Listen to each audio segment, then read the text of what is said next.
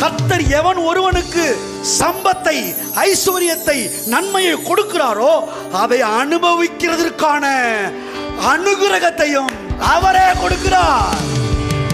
எல்லா நன்மையும் கொடுத்துட்டு அனுபவிக்க போற நேரத்தில் வியாதி அப்படின்னா நான் சொல்றேன், ஏற்றுக்கொள்ளாதீங்க. அது தேவன் அனுமதிச்சது கிடையாது. என்ன வியாதி வேணா இருக்கட்டும். அநேகர் சொல்றாங்க, ஆண்டவர் இந்த வியாதியை கொடுத்து உங்களை அப்படியே பரிசுத்தமா நடத்த விரும்புறாரு. இல்ல, உங்களை பரிசுத்தமா நடத்துறதுக்கு கர்த்தருக்கு வியாதி தேவையில்லை, அவருடைய ரத்தம் தேவையா இருக்கிறது.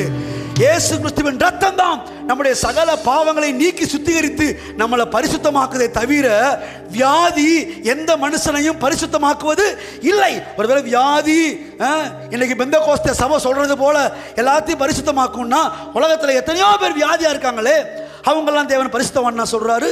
இல்ல. ஏன்னா பரிசுத்தத்துக்கும் வியாதிக்கும் சம்பந்தமே இல்லை. என்ன சொல்ல போனா, பரிசுத்தமாக்கினதே எதுக்கு தெரியுமா?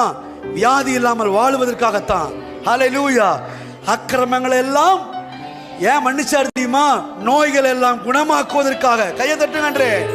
அக்கிரமங்களை மன்னித்து உங்களை பரிசுத்தமாக்கினதின் நோக்கமே ஆரோக்கியமாய் வாழ வைக்கிறதுக்கு தான். அப்புறம் என்ன?